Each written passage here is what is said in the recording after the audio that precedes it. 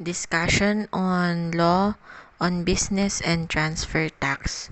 First, we go with the discussion on the transfer taxes. Our first topic will be estate tax. First, we will define what is a transfer tax. Okay, transfer tax is a tax levied on the transmission of private property from a prior decedent to his heirs in the case of estate tax, or from a donor to a donee in the case of donor's tax. These taxes are imposed whether the transfer is gratuitous or onerous. They are not taxes on the property because their imposition does not rest upon general ownership but on the transfer of the property. Also, this transfer tax is due although the properties are escheated to the estate for lack of heirs. So, ang transfer tax is levied on private properties. Okay? If it's not a private property, then it's not covered by transfer tax. Also, with regards to transfer taxes, it can be classified as estate tax or a donor's tax. Pag ang transfer, always remember na ang transfer tax, ang essence nito, or it is levied because, or it is imposed upon the taxpayer because of the transfer. Okay? Not because there is a property. Okay? Kasi ibang tax yon. Okay? So, anong i-impose natin, ma'am? Anong kind ng transfer tax? Estate tax ba to or donor's tax? Depende po. Kung gratuitous in nature, okay? Kung ang ibig sabihin ng gratuitous means something that is free or unpaid, walang bayad. Okay? Gratuitous. Then, the transfer will be, the tax imposed will be donor's tax kasi in the form of donation. Diba? Pag donation, walang bayad. Okay? It's gratuitous.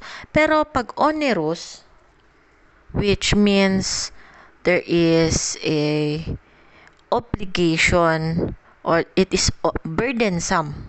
Okay? May bayad. Okay? Then, that will be in the form of transfer tax na hindi donor's tax. Okay? Also, we have the so-called estate tax, which is imposed, okay, because of there's a prior decedent to his heirs. Okay? Always remember that these taxes, okay, are not imposed on the property itself. Okay? Because their imposition does not rest upon general ownership, but these taxes are imposed on the transfer of the property. We go now with estate tax. What is estate tax? Estate tax is an excise tax on the right of transmitting property at the time of death and on the privilege that a person is given in controlling to a certain extent the disposition of his property to take effect upon death. Okay? Estate tax is levied upon the transfer of the net estate. So, itong estate tax na sinasabi ng batas is a tax on the right to transfer the property at the time of death. Okay? And on certain transfer that are made by law, the equivalent of testamentary disposition, and is measured by the value of the property. This estate tax is a privilege tax. It's an excise tax. Okay? And it is imposed on the act of passing ownership. Okay? Merong transfer of ownership. Okay? Passing of ownership of the property. Always remember that estate tax is not a direct tax on the property itself. Okay, ba diba sinasabi ko nga sa inyo, it's not a direct tax on the property. It's not also a capitation tax, yung parang yung sa sedula. Okay? Since it's also a privilege tax, we also consider that as an excise tax. It is an excise tax. The object is the shifting of economic benefits and enjoyment of property from the dead to the living. Kasi nga, may namatay po sa estate tax. Remember, okay, na nag-accrue, okay, the estate tax accrue as of the death of the decedent. So, for example, si Pedro, may anak siya, si Ana at saka si Juan, at may property si Pedro. Pagkamatay niya, naiwan yung mga property niya. Lilipat ito ngayon sa mga anak niya, si Ana at saka si Juan. The transfer of ownership or the transfer of property or the passing of ownership, a tax will be imposed. Since namatay na si Pedro, you call him the decedent, the transfer will be taxable and you call that the tax imposed is estate tax. Always remember that the transfer of the property of a decedent, in our case is Pedro, to his heirs Ana and Juan, okay, takes place at the moment of death without any interruption. So, kung lantang gulay lang si Pedro, kung comatose lang siya, hindi mag-i-impose yung estate tax kasi nga po buhay pa naman si Pedro. So, kailangan merong death that will happen in order for excise tax to be imposed. Always remember also that the purpose of estate tax is to tax the shift of economic benefits. Diba? Syempre may benefit yung mga property na yan. Okay? And in order to enjoy the property from the dead, yung decedent natin, yung namatay, to the living, yung mga heirs niya, yung mga tagapagmana po niya.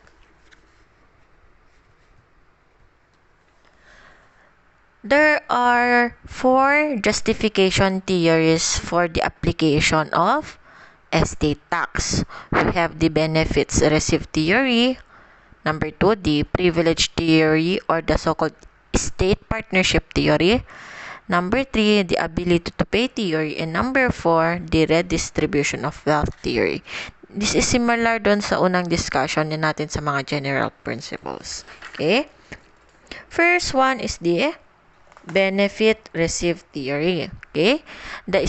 Under this theory, the state collects the tax, okay, because of the services it renders in the distribution of the estate of the decedent either by law or in accordance with his will, kung may naiwan siyang testamento. Okay?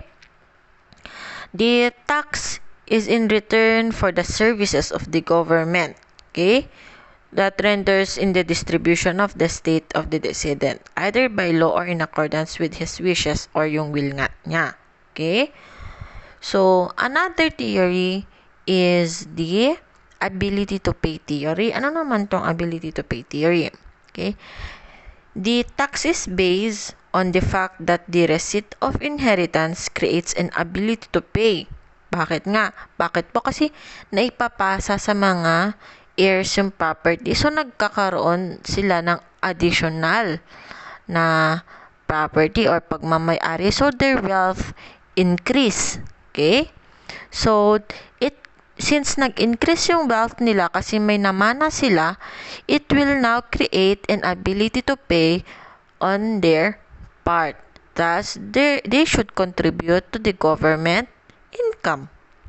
Next, the so-called privilege theory or the state taxpayer partnership theory. Under this theory, okay, the tax is the share of the state as a passive and silent or hidden partner in the accumulation of property because, it has provided the taxpayer protection, resources, incentives, proper climate, and peace or order. Here, so it is proper that the taxpayer should pay, and it has the right to collect its share that is properly due. Kasi nga po, from the theory itself, state taxpayer partnership theory.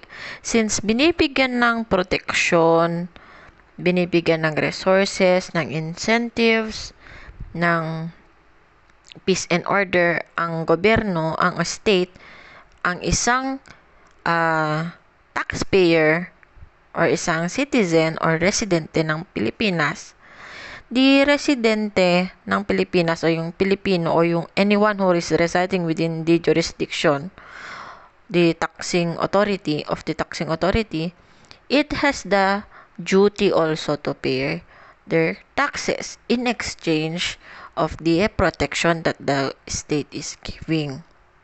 Another one is the redistribution of wealth theory.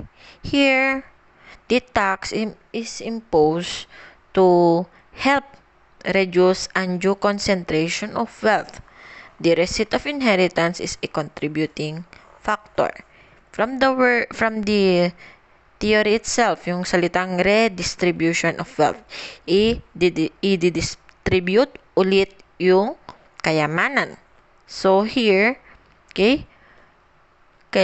so pag namatay si Pedro, at sabihin natin example, i-exaggerate natin, bilyonaryo si Pedro. I-distribute niya ngayon yung wealth niya kay Ana at kay Juan. So, para naman may mabenefitan din ang buong citizenry and also the government in order for the government to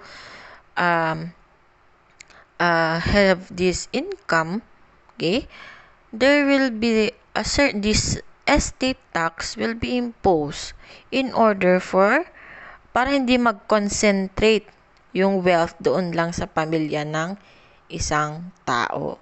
So, mabe-benefitan not only the government but also the whole citizenry.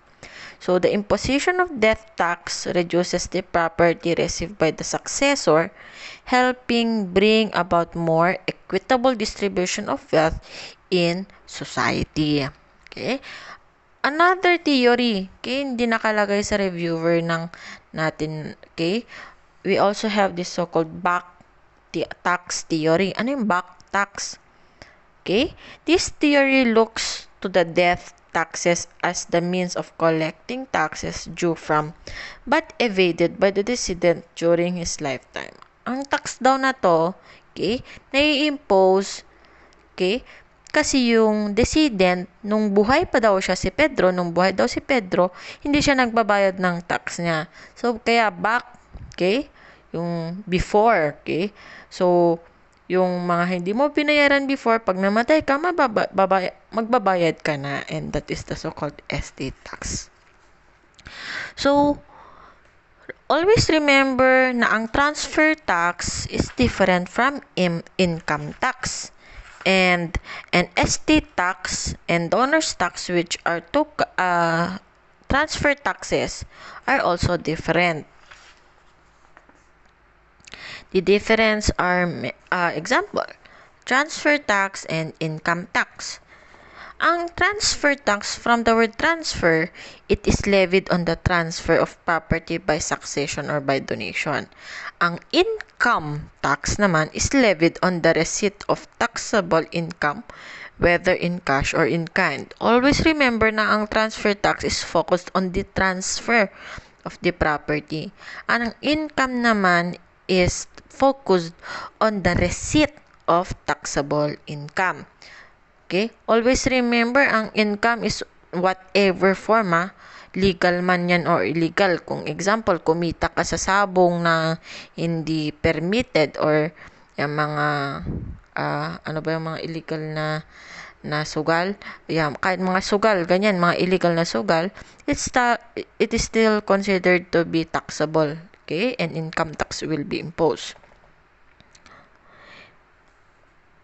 In transfer taxes, there are lesser exemptions, pero ang income tax, there are more exemptions. And also, always remember that estate tax, which is a kind of transfer tax, is payable within 6 months from death.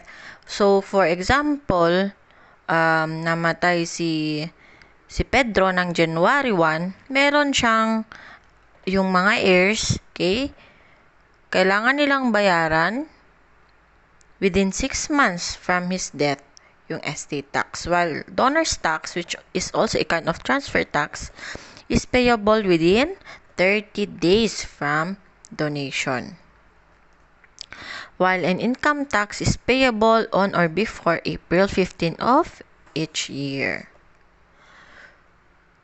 So, yung sa difference naman between estate tax and donor's tax, I will give that after the discussion of donor's tax. We continue ang discussion sa transfer taxes, particularly the estate tax. So, what are the taxable transfers? Okay? There are two. It can be transfer mortis causa or transfer inter vivos. Transfer mortis causa, or a gratuitous transfer that takes after the death. Okay? It can be testate or intestate. This is subject to estate tax.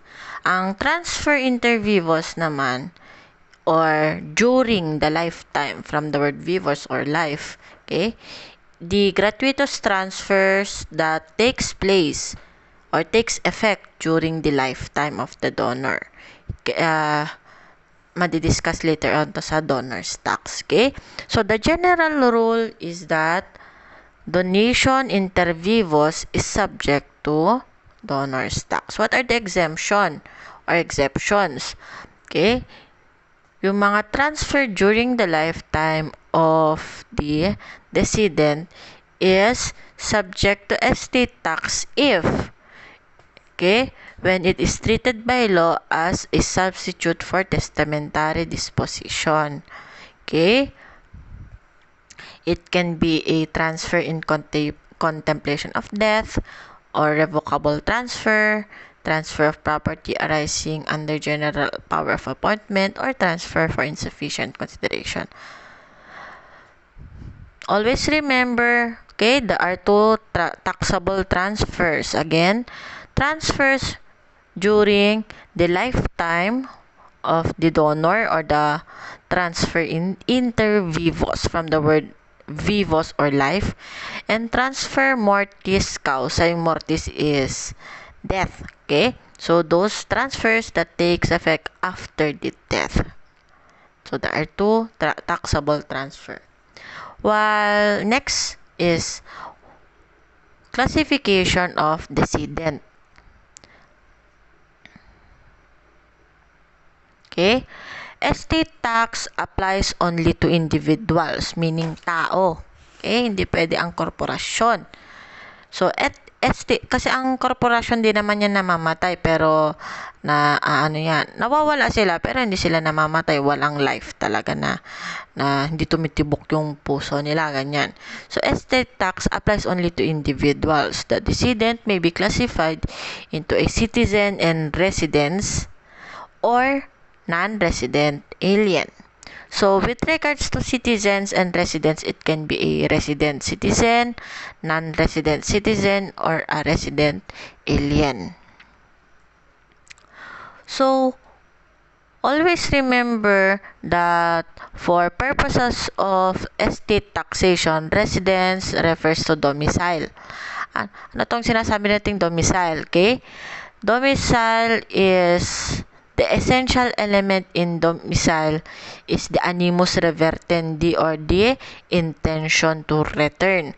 Because, example, si Pedro, marami siyang pagmamay-ari, marami siyang house and lot sa buong Cagayan. Meron sa Igig, meron sa Tugigaraw, meron sa Peña Blanca. Example, 3. Okay? Those are residents. The residence of Pedro. Meron siya sa Igig, meron sa Peña Blanca, at meron sa Tugigaraw. Anong domicile, ma'am? Anong sinasabi nating domicile?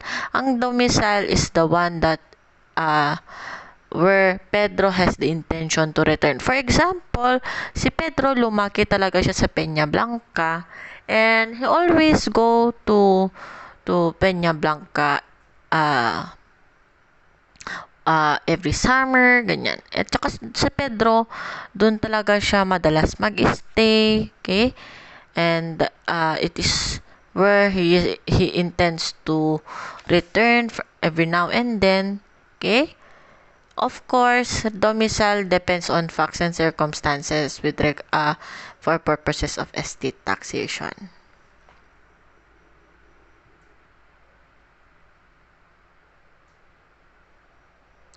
With regards naman sa situs of intangible personal properties, okay, the general rule is that movables follow the person.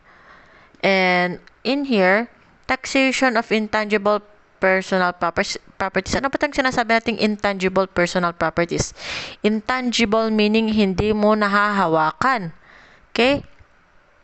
Ang hangin, okay, it's intangible. Hindi mo nahahawakan, pero hindi siya personal property. Okay? Example ng intangible property, yung load mo sa cellphone. Hindi mo naman nahahawakan yan. Mga credits mo, mga bills, mga bank deposits mo, mga promissory note, mga stocks, mga ganyan. Those are intangible personal properties. So, in this case, yung credits mo, mga bank deposits mo, it will follow the rule of mobilia secuntur personam, or also known as movables follow the person. Is there an exemption to the rule? Yes, meron po.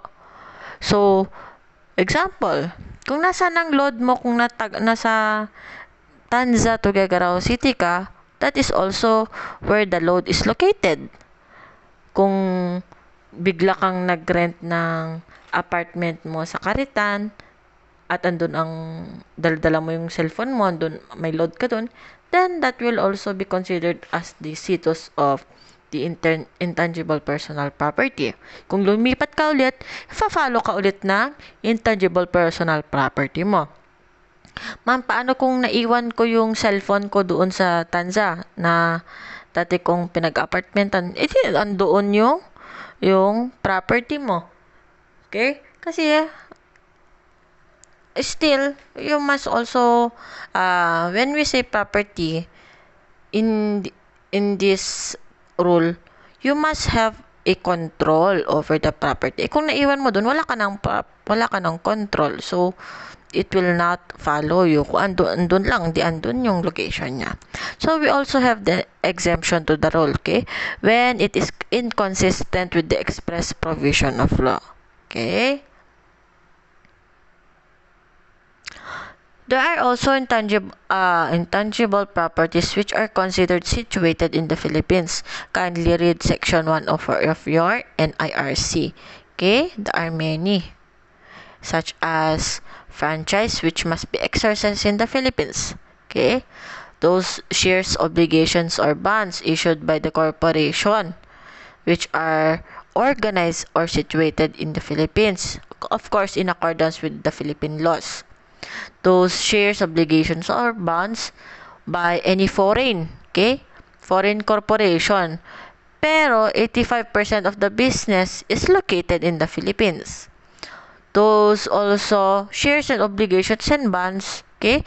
Hindi lang yung organized and constituted in the Philippines, hindi lang foreign corporation na 85% of the business is located in the Philippines, but also those shares, obligations and bonds which have which acquired a business status in the Philippines, and also to shares and rights of the partnership.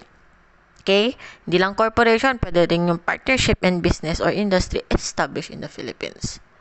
We have the so-called rule of reciprocity. Ano tong rule of reciprocity? Okay? Always remember na ang rule of reciprocity, this is very important. Okay? There is a reciprocity if the foreign country, example, si China, okay? There is a reciprocity if the foreign country of which the decedent was a citizen and resident at the time of his death did not impose a transfer of any character in respect of intangible personal property of citizens of the Philippines not residing in that foreign country, or allowed a similar exemption from transfer tax in respect of intangible personal property. Ang ibig sabihin lang nito, rule of reciprocity. Okay? Hindi daw taxable yung mga intangible personal property na nasa China na pagmamay-ari ng mga Pilipino na nasa Pilipinas. For example, si Pedro, dito siya ngayon sa Pilipinas at nag-invest siya ng shares, may investment siya sa China. Okay, syempre, nasa China yon, namatay siya ngayon. Okay? Kung merong reciprocity, rule of reciprocity, kung grinagrant ng China yung exemption doon sa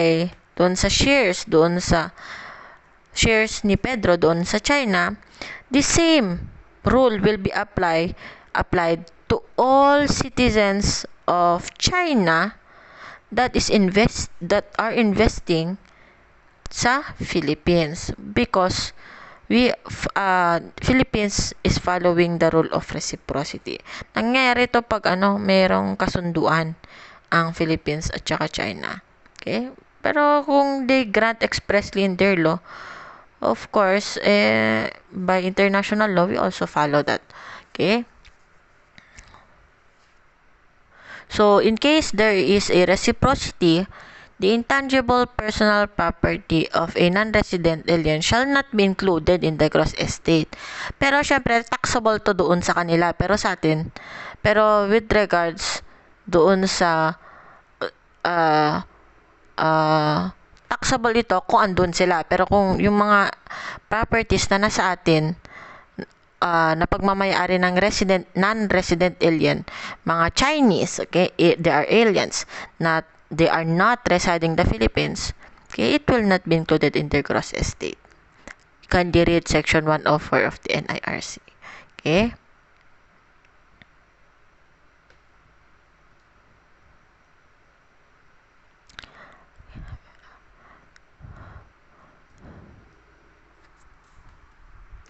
Always remember na yung rule of reciprocity, may mga limitation yan, okay?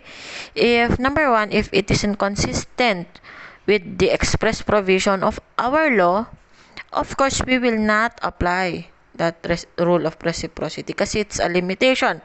Kasi, syempre, obviously, if it violates our tax laws, we will not apply that one. And also, if it is disturbing or it shall disturb our own standard, okay, the application shall be limited to what we adopt.